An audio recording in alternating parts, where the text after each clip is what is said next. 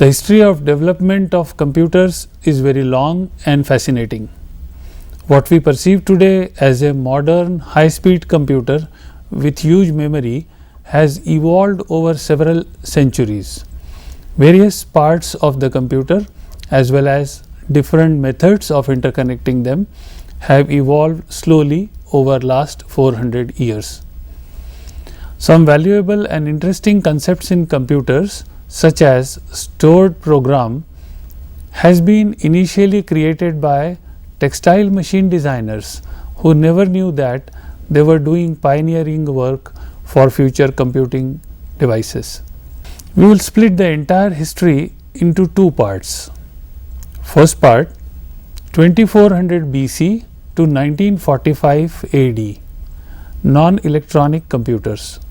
Second part, 1945 to current times, modern electronic digital computers. Let us begin with first part, in which we will discuss development of non-electronic computers. The development of computers began with man's need to perform large number of calculations accurately and in less time. The emphasis was on saving the labor and avoiding the mistakes made by human beings in doing the tiring and repetitive work. The first such devices were called abacus in the period 2700 to 2300 BC in Mesopotamia, where we see the first appearance of abacus, a table of successive columns which delimited the successive orders of magnitudes of the number system. Sexagesimal is to the base of 60.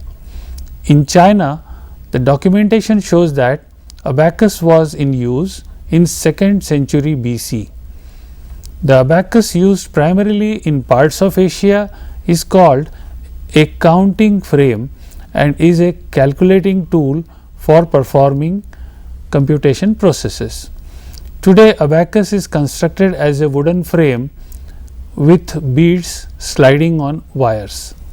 Originally, they were beans or stones moved in grooves in sand or on tablets of wood, stone or metal. The first person to build a working calculating machine was French scientist Blaise Pascal in years 1623 to 1662. In his teens, Pascal built this first device which was performing addition and subtraction operations, powered by a hand operated crank. In his honor, a modern structured programming language is named as Pascal. During years 1646 to 1716, German mathematician Leibniz took ideas from Pascal's machine and added multiplication and division facility to it. Thus, world's first basic 4-function mechanical calculator was born. After about 150 years, during 1792 to 1871, Charles Babbage, a mathematician in Cambridge University, UK, developed a machine which he called as difference machine. This machine was used to carry out multiple addition and subtraction operations on tables of data for navigation of ships. It was used to calculate finite differences on polynomials. The output of the machine or results were punched or engraved on a copper plate with a steel die. This is very similar to what we use CD or DVD-ROM for storing data today. Babbage's machine was single purpose, that is, it could only run one program all the time for a variety of data. Babbage next developed what he called as analytical engine. It had 4 parts. First, the store or memory. Second, the mill or computation unit or ALU. Third, input section or punch card reader. And fourth, output section or punch card and printed output. The store or memory could keep 1000 words of 50 decimal digits. This was a gigantic memory from that period's point of time. The greatest advantage of this machine was that it was general purpose. By changing the program in punched cards, the machine could be asked to perform different set of calculations. The machine required a programmer or software writer.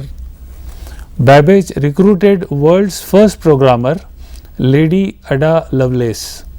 She is today honored by naming a modern programming language, Ada, after her.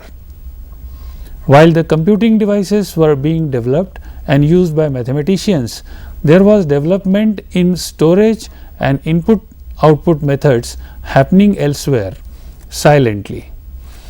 In France in 1801, Joseph Marie Jacquard developed a weaving loom in which the holes punched in cards controlled pattern being woven in cloth. From the same loom, one could create several weaves of cloth patterns by simply changing the cards.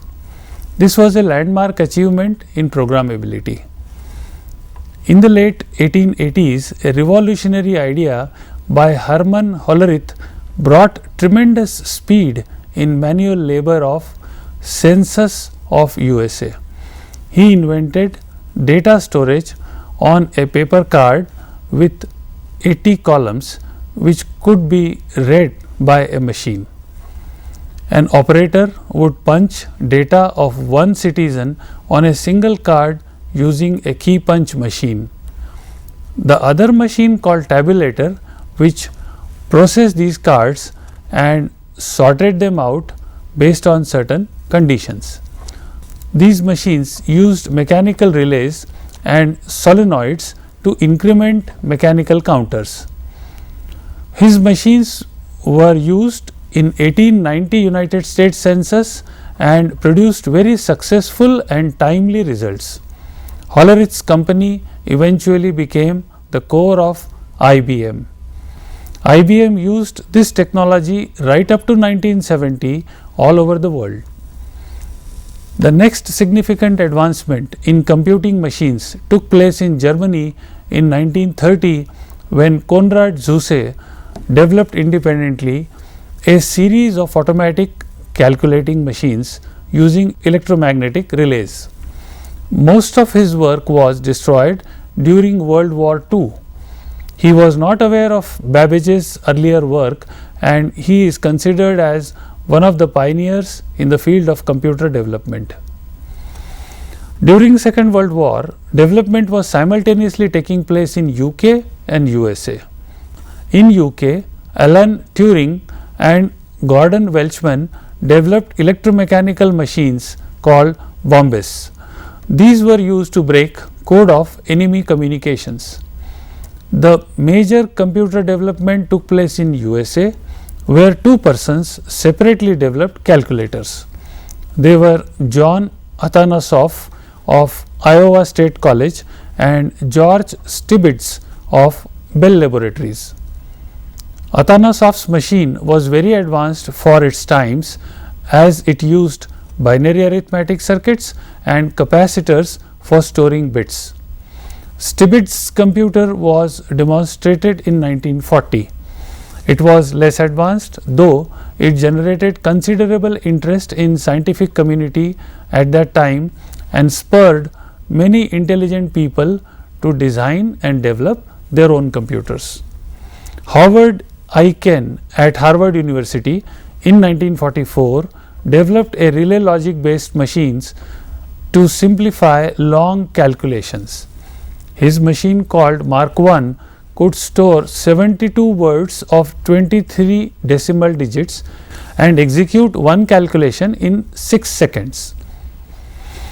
This was the end of an era of non-electronic computers.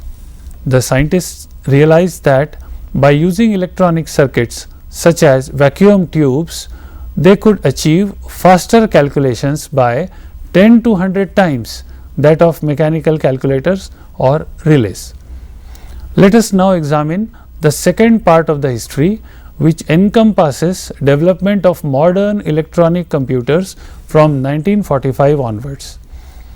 We break up the total development period in 5 different generations. They are: first generation using vacuum tubes, second generation using transistors, third generation using small scale integrated circuits or ICs, fourth generation using large scale integrated circuits or LSIs, fifth generation using software improvements such as artificial intelligence or invisible computers. Let us now see these in greater details. First generation. The British converted their mechanical Bombays further into Mark I Colossus in 1943 by Tommy Flowers. Colossus was the world's first electronic programmable computing device.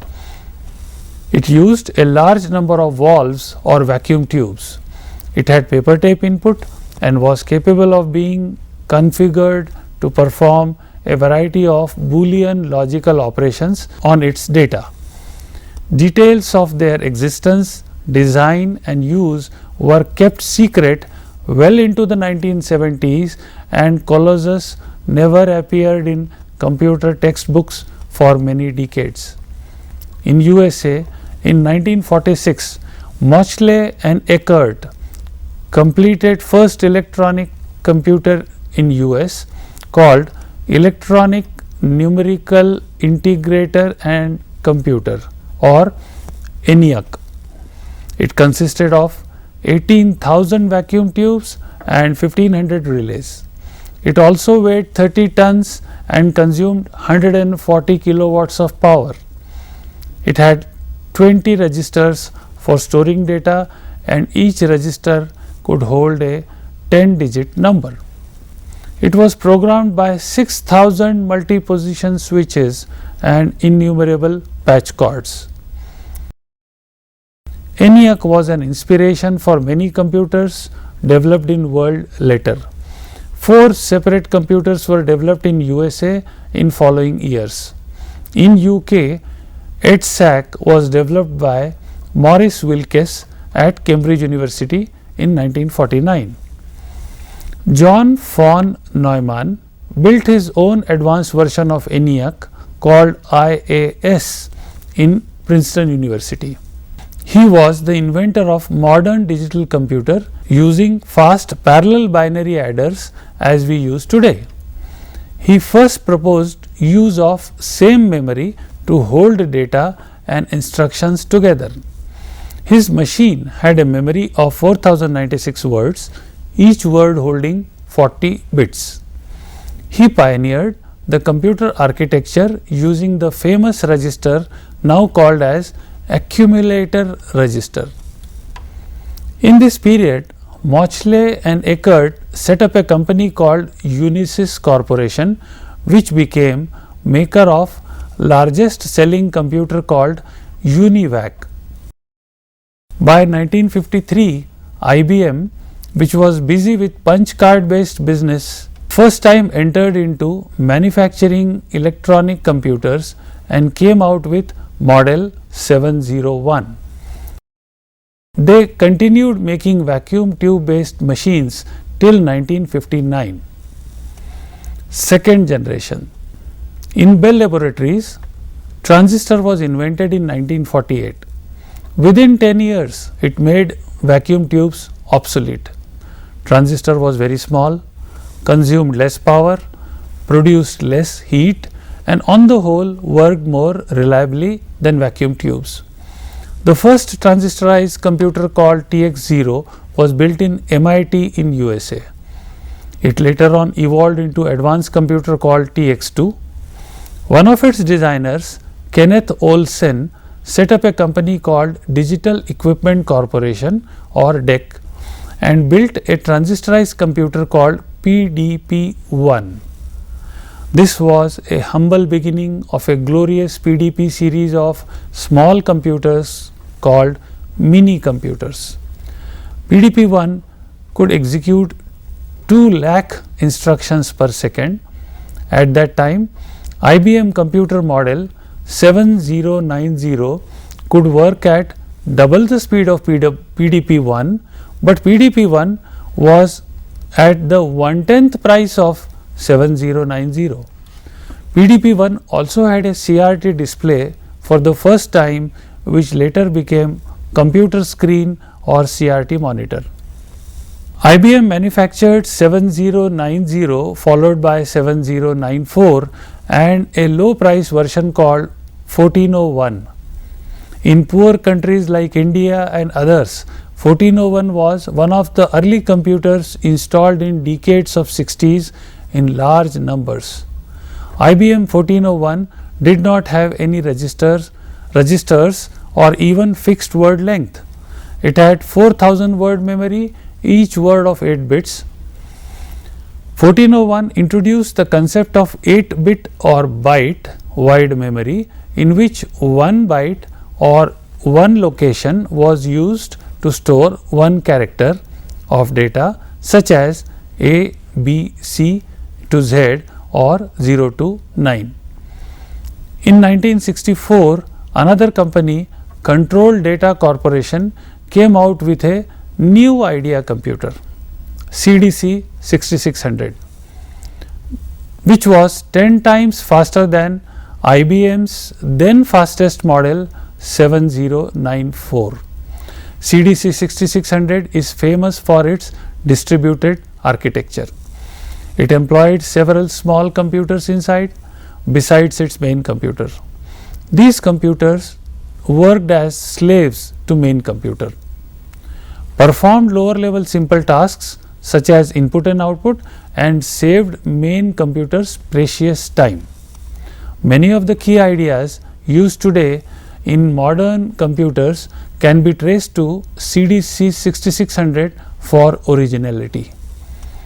In this era, the computing hardware was never designed with software in mind. The first computer to do so was by Burroughs Corporation, model B5000, whose hardware was specifically designed for programming language Algol 60. Third generation. The invention of silicon integrated circuits by Robert Noyce in 1958 allowed dozens of transistors to be put into a single plastic package called integrated circuit or IC. This reduced the size of the computers further by a factor of 10. It also decreased its power consumption by a factor of 5. In addition, they became faster by several times. The best computer exploiting this technology was offered by IBM, called System 360. It was a pioneer in the sense that it provided a family of 6 computer models, each having increasingly larger and faster hardware. The best part of the design was that they were all software compatible. Programs developed for smallest machine could run without any change on all bigger machines. This concept of software compatibility became a key feature of future upgradations and new developments. IBM 360 is considered as the forefather of modern mainframe computers. It has 16 32-bit registers. It had huge memory space of 16 megabytes, though the actual memory put into the system was of the order of 128 kilobytes only. The mini computers also went rapid progress when DEC produced PDP-8 followed by PDP-11. These were 16-bit computers with single unified bus called Omnibus. The user could plug in various peripheral cards in the bus to get the required services. This was the beginning of bus-oriented architecture later used in IBM PC. The prices of mini computers were so low that now one mini computer could be purchased for one team of scientists or for one lab. Fourth generation. By 1970, the manufacturers could put 10,000 to 20,000 transistors on a single silicon chip. This means that the old CPU of third generation, which was built using hundreds of ICs, could now be condensed into a single large chip called as VLSI, or Very Large Scale Integrated Circuit. These chips were known as microprocessors. Using handful of chips such as microprocessors, memory ICs and input-output ICs, one could assemble his own microcomputer from a kit purchased from the market. The first microprocessor was designed by Intel in 1972 called 4004, which was a tiny 4-bit computer, good enough for a small calculator. Within 5 years, Intel came up with 8080 as 8-bit and 8086 as 16-bit microprocessor. 8086 was quite powerful and comparable to many computers of previous generations, but at a cost of only 1% of them. The falling prices of microprocessors and memories made the microcomputer affordable to an individual, and advent of personal computer era took place. Early personal computers were for hobbyists only. They had virtually no magnetic storage, no operating system and no higher level programming language. All the programming took place through switches in binary or in machine language. In due course of time, Gary Kildall developed an operating system program called CP/M for 8-bit microprocessors. This program became the basis of later DOS or Disk Operating System by Microsoft. There were many successful small personal computers such as Apple I and II, Lisa and Macintosh, Atari, Commodore and Altair. The most successful was from IBM, called as Personal Computer or PC. IBM introduced it in 1981 with a DOS and few high level programming languages such as Fortran, BASIC and COBOL. IBM also declared open the internal architecture of its PC, allowing third party vendors to develop compatible plug-in boards. These boards extended the power of PC, added new unheard of capabilities, and IBM PC became the biggest selling computer in history. However, this proved to be a boon to the users and loss to IBM. The same vendors who were selling boards started copying IBM computer itself and came out with their matching computer called as IBM PC clone. The PC clone turned out to be faster, better and cheaper than IBM PC. The sales of PC clones exceeded sales of IBM PC. Another significant development of this era is Graphics User Interface or GUI. Apple pioneered it in Lisa and later in Macintosh computers. This was taken up by Microsoft in its Windows operating systems. In this interface, the user uses a pointing device such as a mouse or a touch screen against normal typing device like a keyboard. Intel followed up 8086 with 16-bit 80286 and 32-bit 80386 microprocessors. They enhanced the computing power and speed of personal computers. In 1992, DEC came out with 64-bit machine called Alpha, which was many times powerful than old IBM 360. Fourth generation is known for the proliferation of computers from labs and offices to personal desks and homes. It also signifies a major revolution in availability of small user application software like word processors, spreadsheets, databases, etc., and empowerment of small users.